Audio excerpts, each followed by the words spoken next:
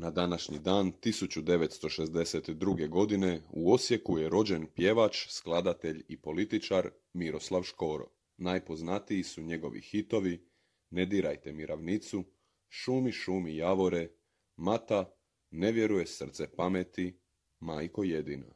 Uz to, mnoge pjesme je iskladao, a napisao je i knjigu Stoput bih isto ponovo, autobiografija. Od 2001. do 2006.